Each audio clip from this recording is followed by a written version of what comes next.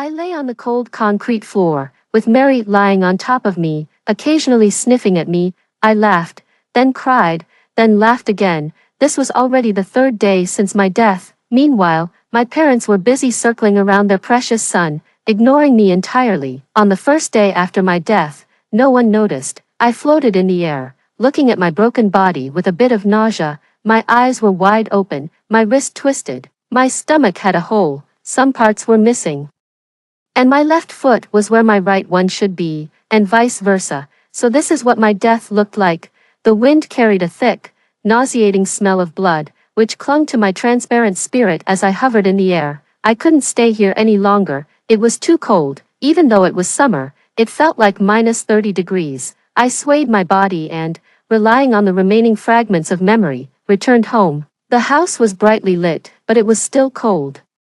My mom was lying on the couch with a sweet smile, looking at the cheap crystal ball her son had bought for her.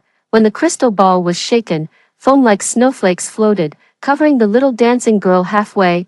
I couldn't help but sneer. On the table was a card that read, "Mom, although my birthday is in 3 days, I want to thank you. My birthday is your day of suffering. I wish you eternal happiness." The handwriting was sloppy and perfunctory, but my mom was very happy, her eyes crinkling with wrinkles from her smile. But my dad frowned while scrolling through his phone. "Lee just told me that this morning Josephine was seen with a gang of thugs. What a disgrace. Do you have her number? Call her and make her crawl back here. Kneel at the door for 5 hours." My mom's brows furrowed upon hearing this. "What? That's not right. A girl shouldn't be doing this." She then took out her phone, dialing over and over. But all 5 calls went unanswered. Frustrated, she stormed to the door and slammed it shut. "This damn kid," turned her phone off. I watched her angry face pass through me as she lay back down on the couch. The clock on the wall showed it was already 10 p.m., so it was that late. Seeing her still ranting at my dad, I felt a bit bored. This was something I'd always known. They didn't like me, because I was a girl, and an unwanted child at that. When my mom found out I had been almost aborted, she suffered physical harm and feared she might never conceive again. So at 8 months, she induced my birth, and 10 days after I was born, she planned to sell me in the village. But for some reason, she kept me. That's what the village women used to tell me when I was young. My younger brother, Treasure, was my parents' jewel, and I was just an expendable existence. Treasure frowned. "Why is Josephine calling me so many times? Is she crazy?" But by then, no one cared about me.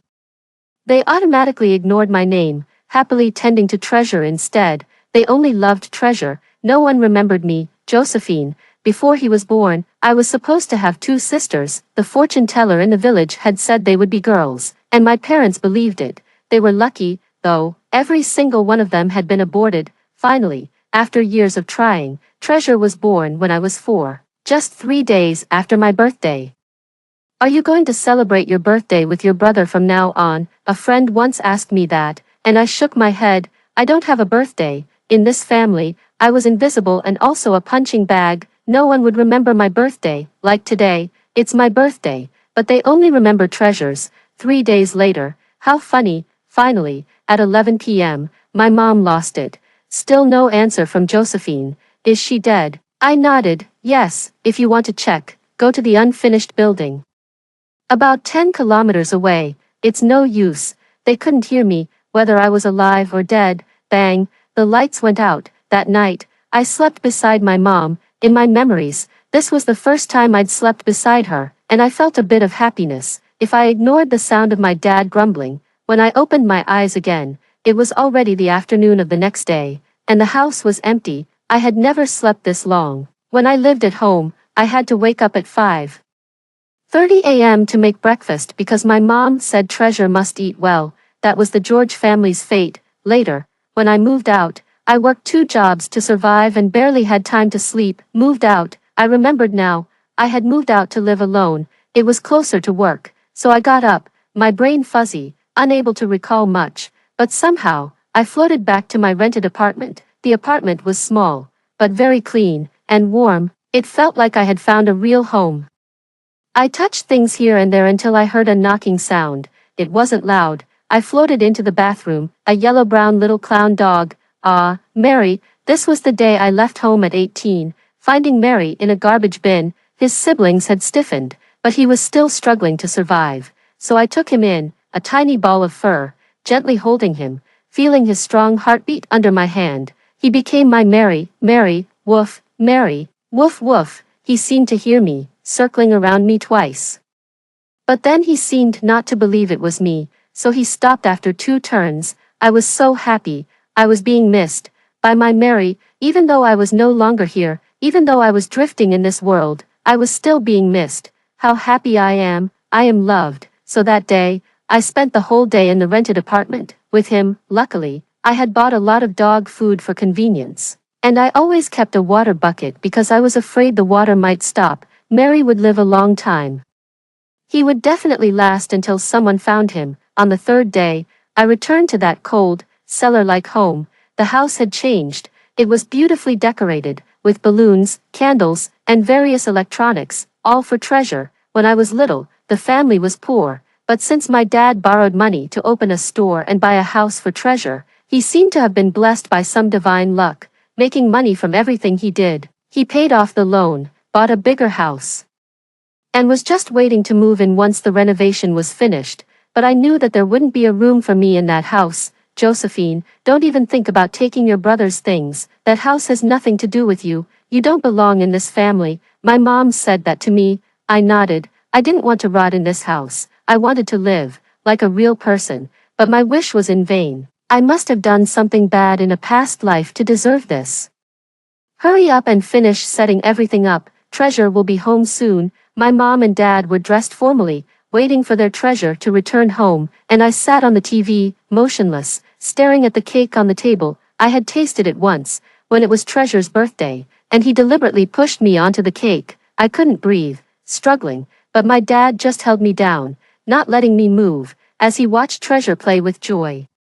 My hair was covered in cake, and some even fell into my clothes. Treasure reached in to touch it, and I couldn't take it anymore, finally opening my mouth, crying. What did my dad say? That I was an ungrateful brat, softly telling Treasure he was too young to need me. What about my mom? My mom stood aside, not knowing what to think, suddenly rushing forward to slap me and push me away. Stay away from my son, get out. She picked up the cake and threw it at me, and that was it. I tasted a bite.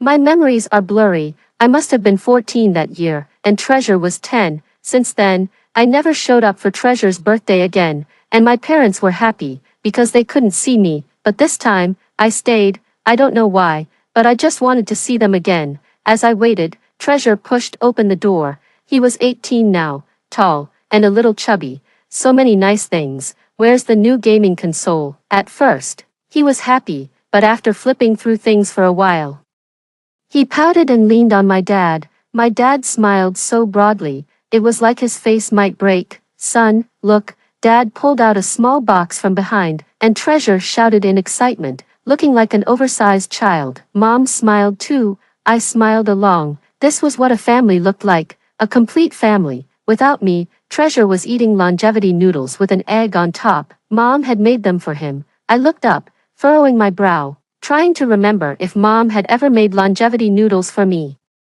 It was so long ago, I had forgotten. I vaguely remembered that year on Treasure's birthday, Mom had shoved me outside and given me $2 to eat on my own. I begged her, can I have 1 egg, even just half? Mom frowned and gave me another $2. I pursed my lips and said nothing. I just wanted to taste the longevity noodles Mom had made. I chuckled awkwardly, watching Treasure casually eat a few bites of noodles before demanding rice, and I felt a little bit sorry for myself, just a little. Why isn't Josephine back? Mom stood up to serve the food, and Treasure quietly asked Dad.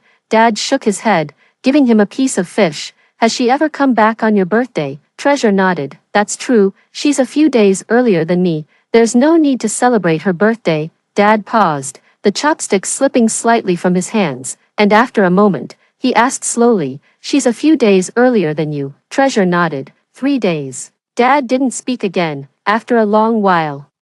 He nodded. Yeah, I guess she is. 3 days earlier, I was sitting on top of the TV, swinging my legs, and felt like laughing. I thought they were deliberately ignoring me, but it turns out, they really didn't remember. They never disliked me, I suppose, because they never even saw me. So that's how it is. Once I figured that out, it wasn't so painful anymore. Answer the phone. I'm washing the dishes. I stood beside Mom, watching her glance out the window from time to time. Waiting for something, definitely not waiting for me. The phone kept ringing, and I stuck my head out to look. Dad had fallen asleep after drinking. Treasure was playing games in his room. Mom shook the water from her hands and, seeing the unfamiliar number, answered. This is Yarrow. The TV was too loud, and I couldn't hear what was said on the phone, but by the look on Mom's face, it didn't seem like good news. 2 minutes later, Mom hung up, took a deep breath, and went back to finish the dishes. It didn't seem like there was anything serious. I walked to the mirror, listening to the sound of the keyboard clicking. I decided to go check Treasure's room. It used to be my room. When Treasure didn't want to live at school anymore, he moved back home, and I went to stay in the storage room for a while. I want to sleep in this big room. It's so sunny. I can grow taller. Treasure said that when he was 14, now he was already 1.8 meters tall. I looked down at myself. I was 1.6 meters then.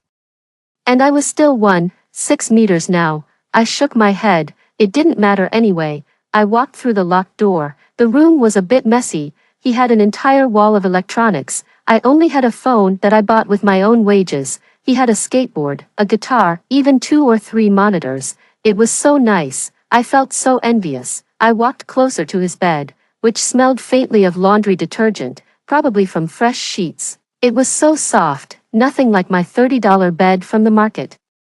Treasure was sitting in a large, soft chair, wearing a headset, typing furiously on his computer. On the desk was a family photo, just the 3 of them. I raised my hand lightly, wanting to touch the photo, but my fingertips passed right through the frame. There was no me in the photo, and there was no me in reality. I laughed bitterly, and the temperature around me seemed to drop a few degrees. I stayed in Treasure's room for a while. I vaguely remembered when Treasure was 3 or 4 years old. Mom brought me and him to live in the countryside. Dad worked outside. Mom was busy taking care of Grandpa and Grandma, so I often took care of Treasure. He used to call me sister, and would hide cans of food Grandpa and Grandma gave him for me to eat. Back then, he would. It was late, and Treasure stretched lazily. He was worn out and collapsed on his bed. The computer emitted a faint glow, and he turned over, frowning, like he was lost in an endless dream. The moonlight shone in, casting a reflection on his face, and I thought hard, trying to find the little boy I remembered. After a long time, the laughter faded, and I couldn't see my childhood anymore. The house was quiet again, terribly quiet. Slowly, I left the house without a second glance. I floated back to my rental apartment. It was late at night, but there was someone standing in front of the door, someone familiar yet strange. An elderly woman, bent over and hunched, knocked on my door. I couldn't quite place who she was. Was she a neighbor, or the landlord? I watched as she took out a key, unlocked the door, and let out Mary, patting his fluffy head. She must be the landlord. She knocked on every door, seeming to look for me, but when she saw no one, she turned and left. This child, the moment the door closed, Mary suddenly bolted out. No matter how the elderly woman called, he didn't look back. As he passed me, he seemed to pause for a moment, but then he ran off again.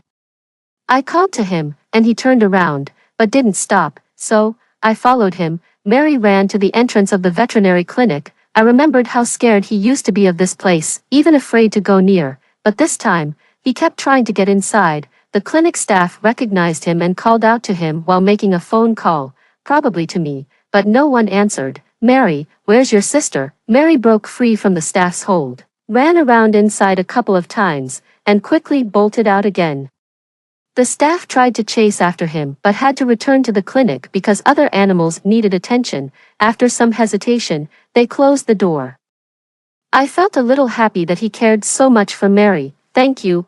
I knew he couldn't hear me, but after thanking him, I followed Mary. Mary ran to the place where I found him, which was very clean. He circled the clean trash bin, even barking at it. After 2 barks, a clean little white dog popped out of the trash bin, wearing a collar with a tag. The little white dog barked, and Mary glanced at it before running off. I thought it was cute and smiled. Mary, running in the distance, looked back when he heard me laugh. He wagged his tail. Were you happy because I was happy? My good Mary. Mary started running again. He passed by the milk tea shop where I worked. I wasn't there. He ran past the library I often visited. I wasn't there. He ran across the lawn, through the park, and even to the bus stop I had only taken him to once. He stopped, as if he couldn't find his way home, turning back and forth, whimpering, "Mary, those places don't have me. I'm in a place without light.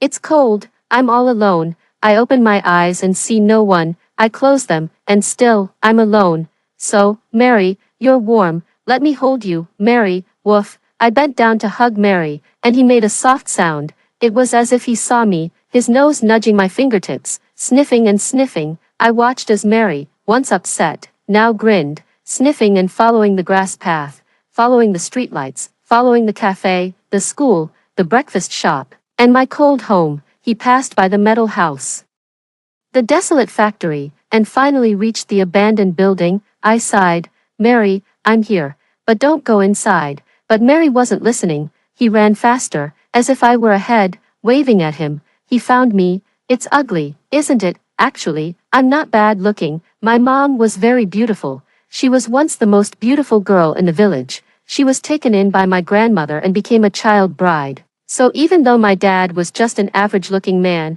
my mom married him. I must be lucky, inheriting my mom's beauty. But now, things are different. Mary, don't look." Mary circled my body, occasionally barking. I felt like he was saying, "Sis, why are you lying on the ground? It's cold, get up." Or maybe he was saying, "Sis, what happened to you? Why are you like this?" Or, "Sis, I found you." I think the last one is the most likely. If he really said that, I'd hug him and say, "You did great, found your sister." But it's not possible. I watched as Mary circled me several times, occasionally glancing at me. "What are you thinking, Mary?" He stopped barking, not looking at me anymore. He slowly crawled onto my broken body, licking it, then lying down. I squatted next to him, watching him raise his head to look at me, then glance at my body on the ground. I laughed, laughing at how much Mary loves me. I cried, crying because no one loves Mary anymore. Then I laughed again. "My good Mary, I hope you find peace." I don't know when I fell asleep. I was a little tired. When I woke up, I was disturbed by voices. Mary was standing calmly in front of those people. The police found me. The police surrounded my body with caution tape, and lights flickered upstairs. It seemed they had been here for a while. I watched them examine the scene, take samples, and take photos. Some had shallow eye sockets and wiped away their tears. I squatted next to a fair-skinned sister who was recording something. I couldn't understand it, just saw her eyes red. Was she crying for me? "Don't cry. When you cry, I feel like crying too." I quietly wiped the tears that wouldn't fall into the dirt and called out to Mary. Mary looked at the body on the ground and reluctantly came to my side. I pointed to the police officer. He was cooperative, rubbing against her. But I saw the police officer cry even harder. I stuck out my tongue. "It's a bit bad. I meant well, but it backfired." I watched as they placed my body into the car, and the police officer took Mary with her. I lay on top of the car. It was exhilarating, but I might get blown away. I had to be careful. "Is she your owner?" I don't know if Mary understood, but I nodded for him. "Is she in pain?" I nodded again. It was painful. It was very painful. They didn't kill me directly. They just took some things from me. I closed my eyes, remembering that place, the abandoned building, the rough cement walls. I was alone. They tortured me because I was alone. The other girls had been released, but I didn't escape. So I became the scapegoat. They probably didn't expect it. The one who looked the weakest and always obeyed them was the one who ruined their plan. There was nothing I could do. When I thought of those girls still having bright futures and families, I couldn't just leave them behind. I had nothing, alive or dead. I was just an empty shell. I was the most barren land in this world, occasionally touched by sunlight, but always battered by the storm. If I had to find one thing I cared about, maybe it would be that the world's most beautiful flower bloomed in this unlucky, withered place. One flower was Mary, the other, I can't remember anymore. I remember there was a promise, but now I've forgotten. I don't want to think about it anymore, because I saw a familiar face. Those people who turned me into this. They were locked behind iron gates. Some were kicking doors, others were shouting loudly. None of them were scared. I followed the police officer into a small room. The lights were bright and warm. I saw a familiar face. "It's you. You're the only one I cared about besides Mary, my other flower. Yarrow, why are you here? She couldn't hear me speak, and in that instant, I forgot that I was already gone. Yarrow was different. In my memory, she was always bright, fearless, and shining, something I could never pretend to be. But now, her hair was messy, her eyes dark, her shoes covered in mud, and I even saw my key in her hand, the key to that cold house. With two photos hanging on it, one was of me with my parents and Treasure. I had photoshopped myself into it, but it looked fake. The other was a photo of me in Yarrow. She was hugging me tightly, smiling exuberantly, but I don't remember when we took the photo. Ever since I died, my memory hasn't been good. Drink some water, the police officer spoke gently, placing a cup in front of Yarrow. Yarrow just stiffly raised her head. She moved her mouth, but didn't say anything. I stared into her eyes for a long time. It seemed she hadn't cried. That's good, that's good. I know what you want to ask. I'm sorry. Before the police officer finished speaking, Yarrow pulled out a black dagger, the blade gleaming, as if it had been sharpened for a long time. Yarrow, Yarrow, Yarrow rushed forward like a vengeful ghost. The wind from her movement even made me sway, and in 2 seconds, or maybe 3, I reached the door. The police officer tried to stop her. At first blocking her, then clinging to Yarrow, barely managing to stop the nearly 1.8-meter tall Yarrow. I know, please calm down. I am calm. Yarrow flicked the dagger, the blade almost an inch into the door. I'm calm now. I started to panic. Yarrow was a bit scary like this. In my memory, she was always so gentle with me. You see this? I'll take you there. She would point to a photo of a beautiful landscape, telling me about the places she had been, high mountains, rivers, the vast south and north. She had been everywhere. Pearl, stop working. I'll take you on a trip. Pack your things. She didn't call me Josephine. She called me Pearl. The first day we met, she called me Pearl. At the hospital entrance, I was holding the medicine to treat my insomnia when a tall, pretty girl stopped me. Hello, my name is Yarrow. I'm 18. At that time, I was 20, and she was 18. She looked like the one who should be 20. I only remember nodding. I wasn't good at socializing. The next time we met was at the milk tea shop where I worked. Every time she came, she'd wait for me to take her order. Asking for 2 cups, she'd keep one and give me the other. In half a month, I gained 6 pounds. Thinking of this, I smiled. This smile was harmless, but Yarrow, who was a little angry just a moment ago, froze on the spot. I heard it again, just like the other day. I heard it. Yarrow turned around and locked eyes with me, who was lying on the bed. If I didn't know she couldn't see me, I would have been scared, though now, I'm the scariest one. I heard it. She just laughed, a small laugh. The police officer's eyes turned red again as she looked at Yarrow. Yarrow looked around, then collapsed on the ground. It was the first time I'd seen her like this. I'd better watch carefully. There wouldn't be another chance. But the lights were too bright. The scene in front of me was a little blurry, like there was steam rising. It's okay, I'll wipe it away. By the time I saw my parents, it was already 1 a.m. The family, neatly dressed, even had Treasure wearing the sneakers from his birthday gift. I squatted down next to Mary, watching the well-dressed family, feeling a bit envious as I hummed, "Mary, look at his shoes. They're obviously expensive." As expected, the moment Yarrow saw Treasure, she flared up, grabbed a thick book, no idea what it was, and threw it at Treasure's head. "Treasure, damn you, people like you don't deserve to live. Why are you even alive?" I covered Mary's ears. Kids shouldn't be listening to this. My dad got angry and rushed to strike Yarrow. No one expected this scene. Yarrow had smoked almost half a pack of cigarettes and seemed to have calmed down, so I saw my dad charging forward, trying to tear Yarrow's clothes apart. But when Yarrow saw my mom gently comforting Treasure, her face full of concern, she fell silent. Actually, I wanted to say, it's unnecessary. There's no need to make a fuss over me. I crouched on the ground, watching the police officers separate my dad and Yarrow, and my mom soothing Treasure gently before turning away. Now, the calmest one seemed to be my mom. "Stop it." Dad ignored her. "Stop it." Dad still ignored her, accidentally elbowing her in the process. "Stop it." My mom's sharp voice pierced everyone's ears. Dad, hearing this, got even angrier. He shot my mom a fierce glare before sitting on a nearby chair, fuming. "Where is she?" "Still being stitched up." At these words, Even Yarrow lost her footing. She pushed past my mom as if she couldn't believe it, asking, "What do you mean, stitched up?" The female officer lowered her head, patting Yarrow's back gently.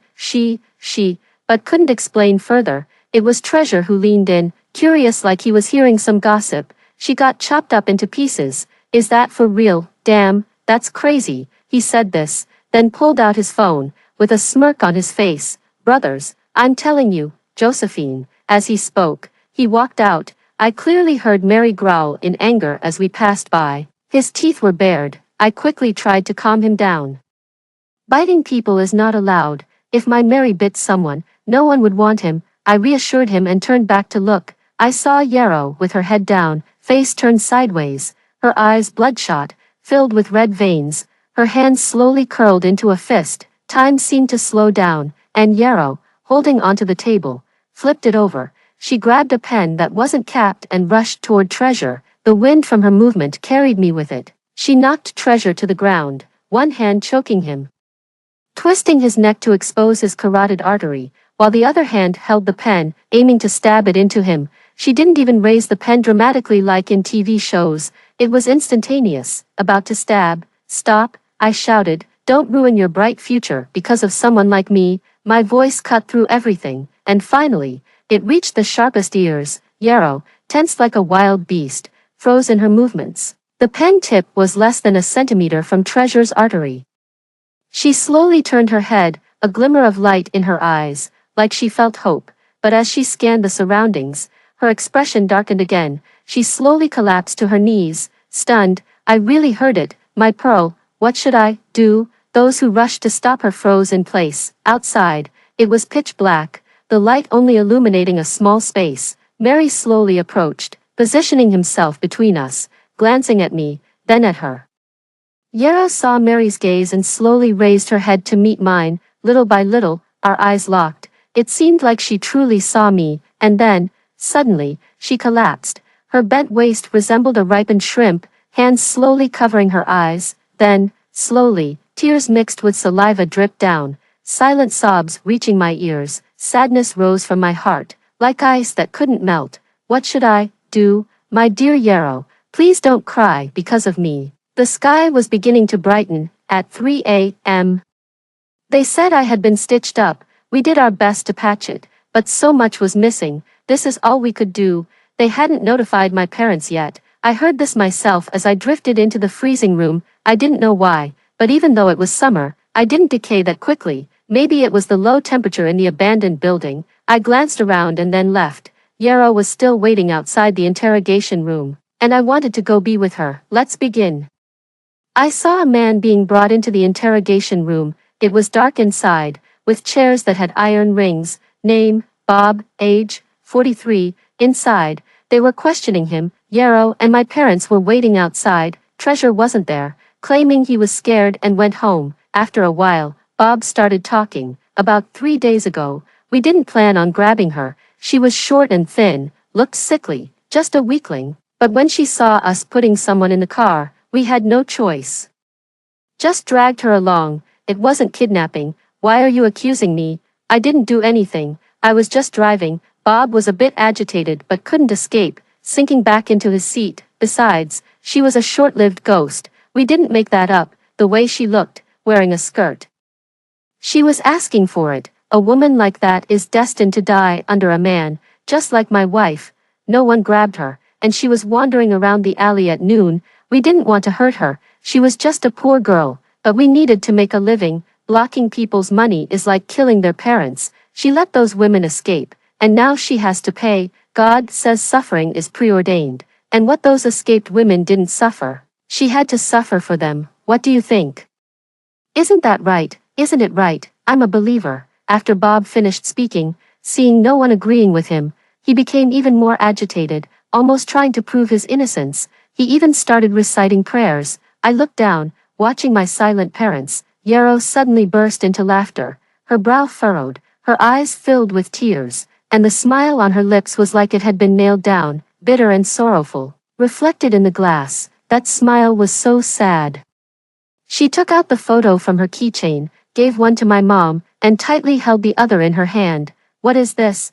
My mom looked at the photo and asked calmly. No one answered. My dad glanced at it, furrowed his brows, and looked away. Yarrow chuckled twice but didn't speak. The policewoman inside slammed her pen onto the table. She stared hard at Bob, but Bob said, "You too, woman, why aren't you home so late, staying with these men?" "God will." Before he could finish, they dragged him out. A moment later, a woman in blue was pushed inside. "I'm just doing what I was told.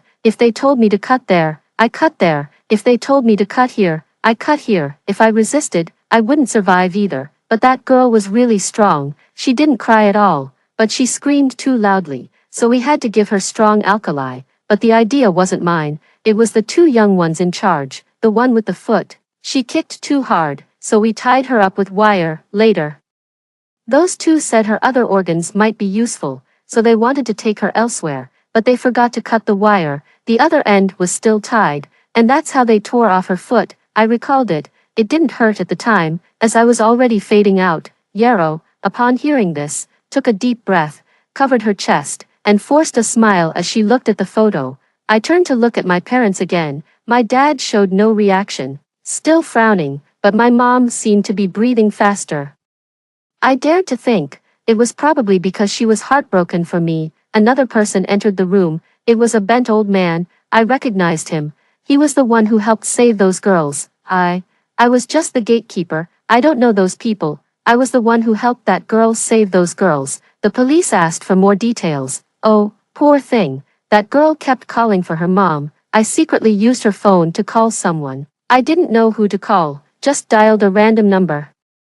But no one answered. Later, the phone went dark. Before the girl passed, she was still mumbling. She kept saying something about a shadow. What shadow? When the old man finished speaking, Yarrow instantly raised her arm to cover her ears and closed her eyes, refusing to listen. I only heard the old man say. She kept saying, "Save me, save me." The old man was taken away, and I turned to look out the window, where the sky was already beginning to lighten. My father said he was tired and wanted to go home to sleep. My mother nodded, looking like she didn't want to speak. After my father left, he glanced at the silent Yarrow and, for once, took the initiative to speak. "Why don't you go home too?" Yarrow sat on the round stone slab. I hovered above her, watching her expressionlessly stare at my father. My father couldn't continue the conversation, cleared his throat, and was about to get in the car and leave. "She's dead. Are you happy about that?" My father stopped in his tracks but didn't say a word. I think he was happy about it, because he always wanted me dead. "How do you see your brother?" "Your brother fell down." I would weakly explain that I was watching him, but he was too heavy, and I couldn't lift him. He slapped me, still making excuses. "If you keep talking back, I'll kill you, or, you can get A's." Why did Treasure only get B? I would hesitate, saying that I taught him, but he wouldn't learn. He kicked me. "You must not have taught him properly. If you do better than Treasure again, I'll kill you, or, find someone rich. You need to treat Treasure well, or I'll kill you."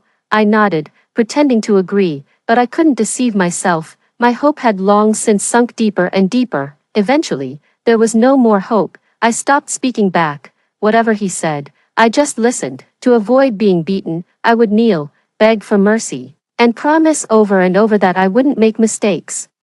Even when I hadn't made any, I wanted to survive, even if it meant not living like a person. I looked down at the distance from the ground, feeling as if I wasn't truly alive. No matter what, at least I didn't die on Treasure's birthday. My father sighed deeply, almost relieved. "My Pearl is so pitiful," Yarrow snorted, almost as if speaking to herself or to someone nearby. My father seemed about to say something but stopped when he saw Yarrow gently petting Mary's head. He turned and left without looking back. His figure merged with my memories, and countless times, I begged him to turn around and look at me, but until I left this world, he never did. Not long after my father left, my mother came out trembling. Yarrow took out a cigarette, took a deep drag, and my mother came over and asked for one. "This was bought for me by Pearl. I have a lot, but I won't give you any." "Pearl?" My mother squatted down, and I could just see the white strands in her hair. "So many." Yarrow pulled out her phone, and the lock screen was a photo of the two of us. "Pearl, not Josephine, my Pearl." Yarrow looked up and chuckled twice. "The first time I met her, not in the hospital, but at the garbage dump. I was looking for a bracelet I accidentally lost, The one my mom left me, Yarrow spoke slowly, but my mother didn't seem to be listening, her eyes fixed on the phone screen, dimming and then subtly tapping it. When Yarrow finished, my mother only asked, "Can you give me a photo of her?" "I don't have one." Yarrow finished her last puff of smoke and smirked. "No, but I'm her mother." "No," Yarrow immediately snapped, standing up with a cold glare. "When I called you, why didn't you say you were her mother? When I said Pearl might be in trouble, why didn't you say you were her mother?" I looked at my silent mother. I felt a bit sad. I don't know why I was sad. Clearly, I had some resentment toward her. In my memories, she never hugged me. Nor did she speak to me gently. Sometimes, when she was in a good mood, she'd give me a little warmth. But most of the time, she made me feel like I should never show up in front of them. She called me a burden and even a bad omen. The clothes I wore were usually passed down from older kids. Sometimes, I'd wonder if she was really my mother. Did I get picked up somewhere? But anyone with eyes could tell I looked so much like her, so I should hate her. But when I got sick, she did give me medicine. She always went to the parent-teacher meetings on time. My dad went to Treasure's class, and my mom went to mine. Sometimes, she would proudly tell others that her daughter was first in class again, or sometimes, she would quietly come to my room when I pretended to sleep, slipping some money into my hand. Little bits of light, insignificant warmth, held me up for all these years. I shouldn't hate her. I floated next to my mother, so close, but I didn't dare hug her. Mary softly called out. My mother's voice trembled. She raised this dog, right? She's like me. She likes to sing, likes animals, likes wearing skirts, loves being pretty. But when I went to see her just now, I almost couldn't recognize her. It seemed like my mother was crying.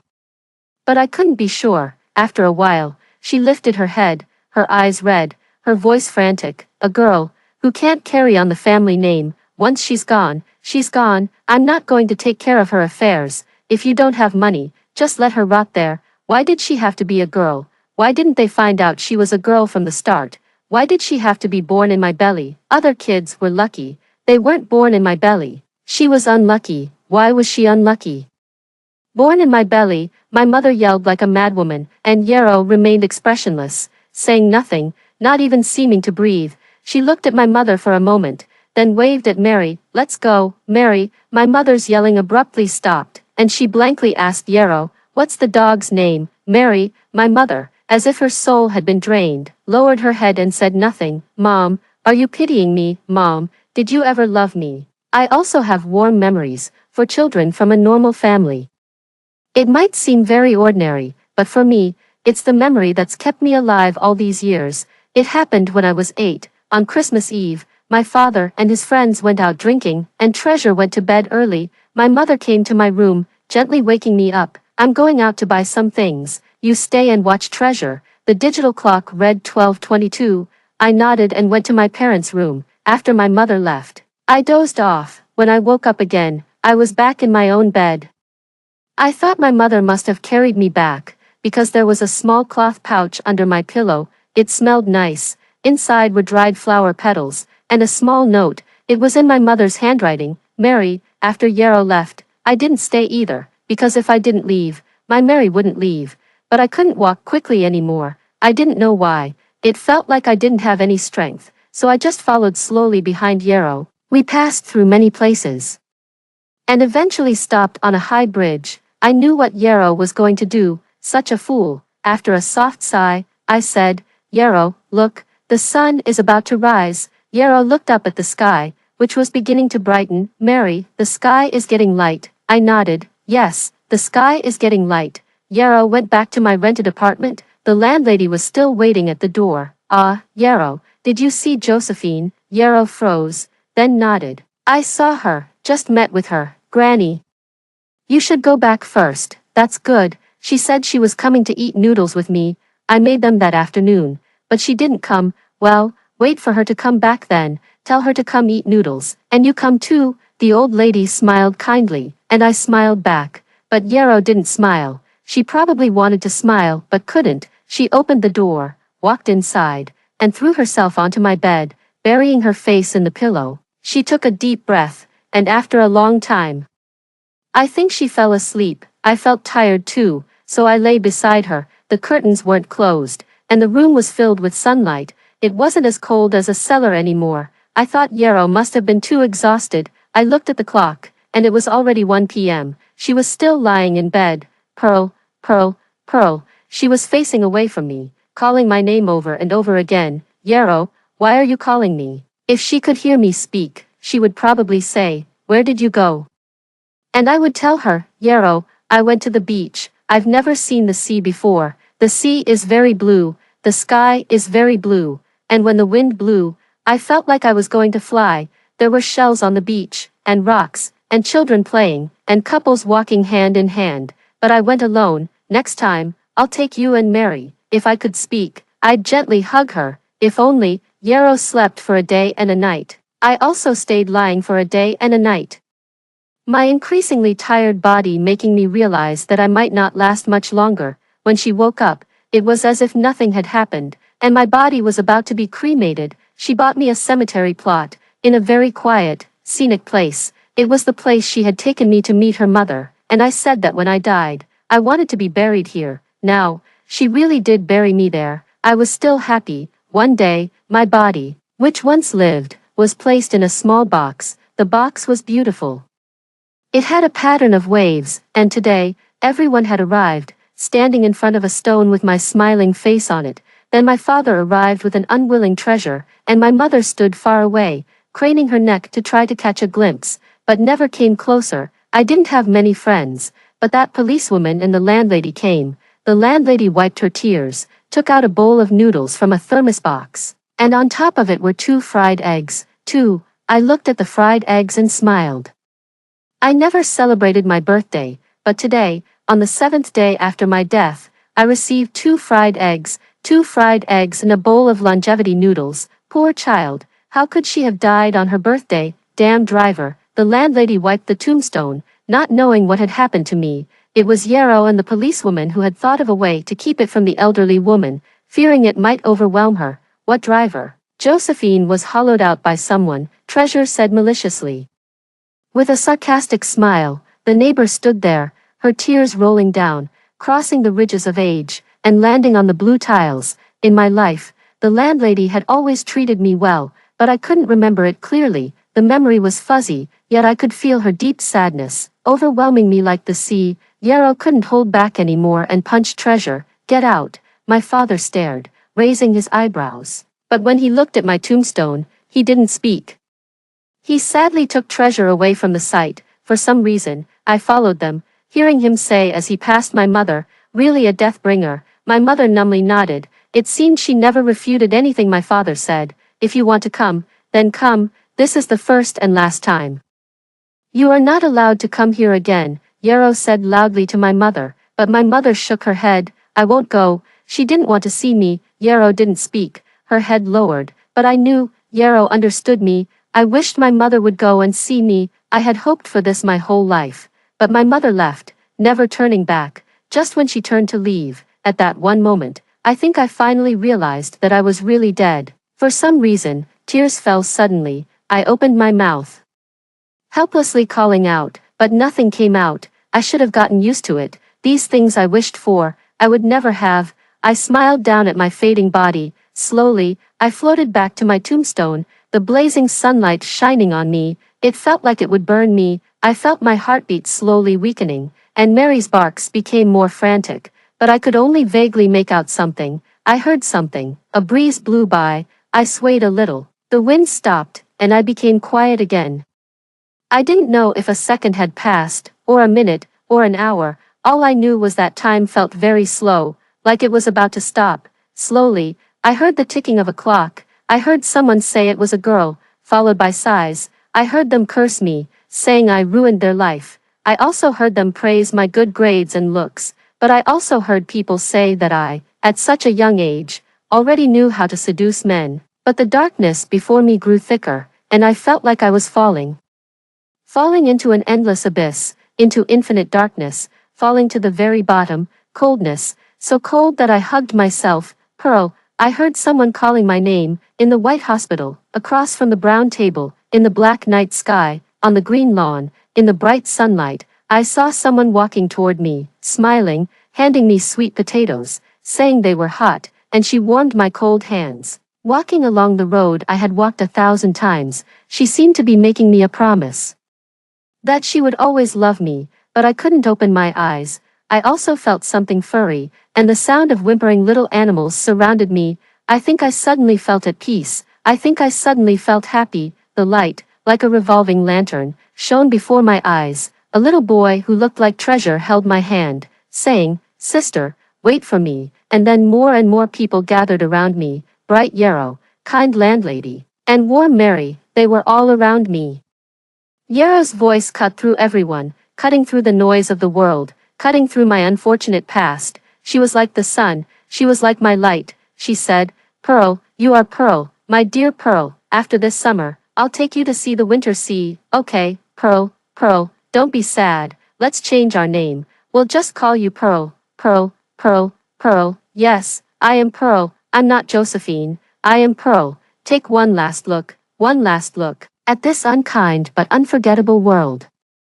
I won't be coming back again." Yarrow's perspective. Bonus chapter. I don't feel well. My heart feels like someone squeezing it, like a sponge being wrung out of water. I think it's because of Pearl. I think I can hear someone saying, "Save me, Yarrow, come save me." I'm panicking, scared, my limbs are weak, and I collapse to the ground, unable to rise. I crawl, propping myself up with my face, finally reaching my phone. But Pearl's phone is off. The immense fear is suffocating. I can't breathe. Stumbling and falling into the mud, I run out to look for her. I search everywhere I can think of, but I can't find her. I go to the police station. I tell them I heard it, I felt it, but the female officer tells me the time was too short to file a case. I won't listen. I refuse to leave the station. No one cares. I can't do anything. So I go out, searching again and again, as if I've checked every place I could think of, until I realize Pearl is really in trouble. I return to the police station. A pale-faced girl, her eyes bloodshot, bursts in, saying someone kidnapped her, but her parents keep urging her not to cause trouble. I escaped, but there's still someone who didn't. They're human traffickers, they're demons. I'm sorry, I've been running for a day. I don't know if she's still alive. She looks very sick. The bitter scent of medicine clings to her breath, mixed with her words, rushing into my body. I can't breathe. The police act quickly, organizing people to move out. In one afternoon, 7 criminals are caught, but 2 manage to escape, but still no sign of my Pearl. I suppress the panic in my heart. I wait quietly, and keep waiting. I believe Pearl will be okay. I pray that Pearl will be okay, but they don't bring her back. They say these people are very cunning, and there's no trace left. I can't sit still anymore. I go and question them, those seemingly kind criminals. They say, "We didn't kill anyone. We don't want lives. Let's see if she can make it through." I'm telling you, let me go. If you don't, what should I do? I still have an old mother at home. I'm in a tough spot. They won't speak, so I kneel in front of them. I bow my head. I beg them, tell me.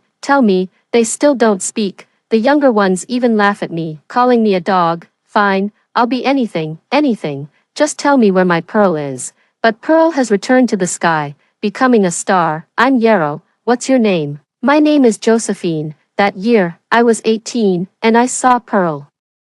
So pure and spotless, in a garbage dump. She held the bracelet my mother left me. It was just some colored beads, but in her hands, it was like a gem. "Is this yours?" Mary ran out and brought this back. I thought someone must have lost it, so I wanted to return it, but I didn't expect Mary to bring me to this place. "Oh, I live on the hill over there." I stared at her, unable to speak. She was so beautiful. She asked again, "Is this yours?" The bracelet was so clean, her hands so white.